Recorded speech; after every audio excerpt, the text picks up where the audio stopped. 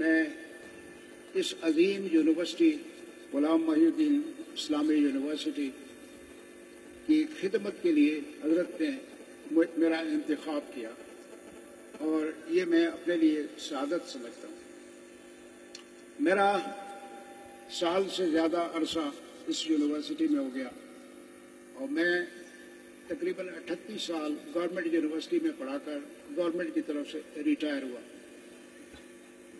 میری ساری تعلیم امریکہ سے ہے، میں نے امریکہ سے تعلیم حاصل کی اور جتنی میری بساط ہے، جتنی میری طاقت ہے، اس کے مطابق میں نے اپنے ملک کی خدمت کی۔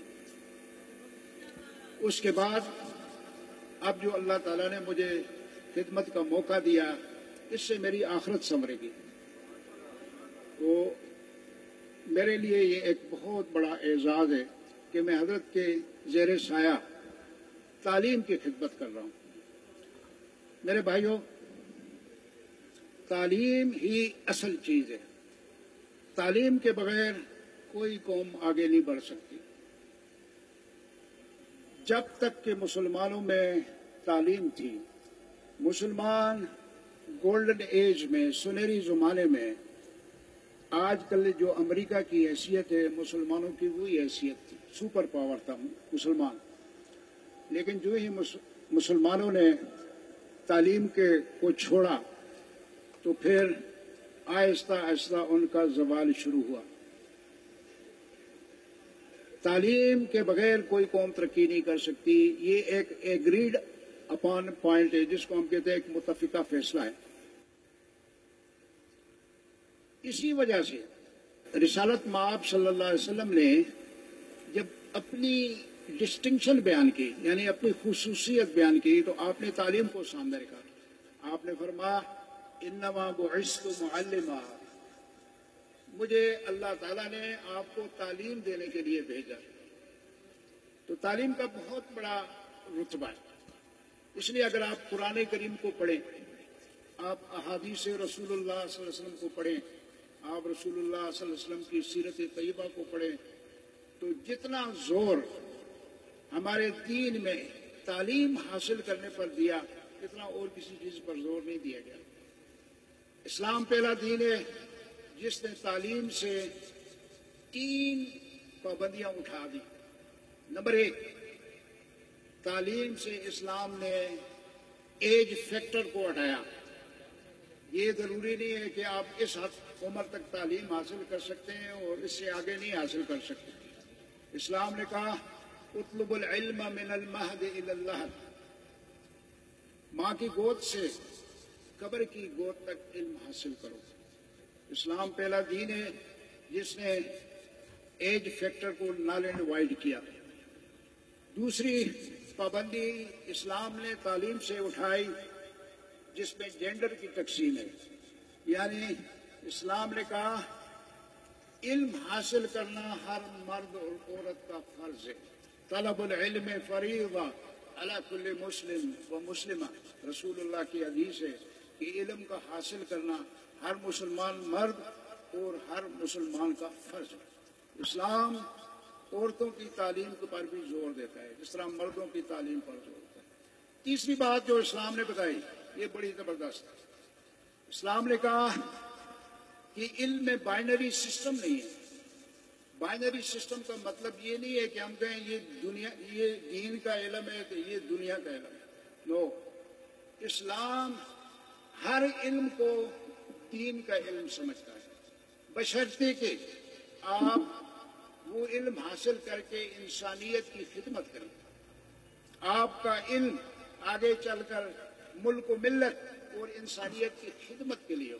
اگر آپ علم دین حاصل کرتے ہیں لیکن اس سے آپ دین کی خدمت اور عوام کی خدمت نہیں کر رہے، علم دین کا کوئی فائدہ نہیں۔ اسی طرح اگر آپ میڈیکل سائنسز پڑھ رہے ہیں، پروفیشنل سائنسز پڑھ رہے ہیں، ڈاکٹر بن رہے ہیں، انجینئر بن رہے ہیں، اور کچھ بن رہے ہیں، لائر بن رہے ہیں، اور آپ کا مقصد عوام کی خدمت ہے، انصاف مہیا کرنا ہے، لوگوں کو بتانا ہے، ان کی علمی سطح بلند کرنی ہے، ان کی خدمت کرنی ہے، ان کے مسائل حل کرنے ہیں ملک اور وطن کے، تو آپ کا یہ سائنس کا علم بھی دین کا علم ہے۔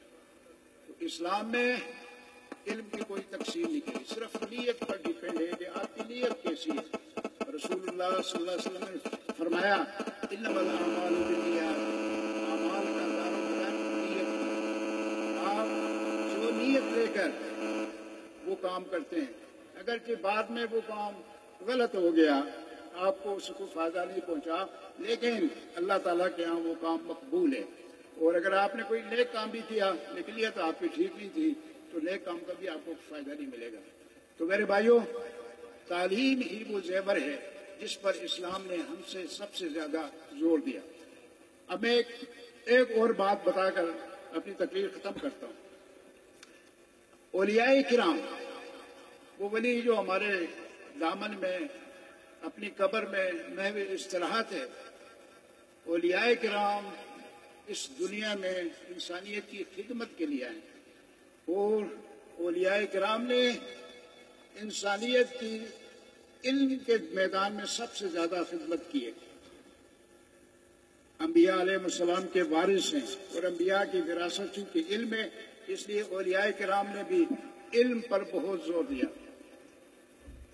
آج اسی ولی کامل کی دعا کا نتیجہ ہے کہ 16,500 فٹ کی بلندی پر یونیورسٹی قائم ہے، اور پرائیویٹ سیکٹر کی یونیورسٹی ہے، اور ماشاءاللہ اس کے متعلق میں 2-3 باتیں آپ سے کہوں گا۔ یہ یونیورسٹی ہمارے پاکستان میں پرائیویٹ سیکٹر کی یونیورسٹیوں میں ڈبلیو کیٹیگری کی یونیورسٹی ہے۔ ڈبلیو کیٹیگری کی یونیورسٹی کا مطلب یہ ہے کہ ایک گریڈ کی یونیورسٹی ہے۔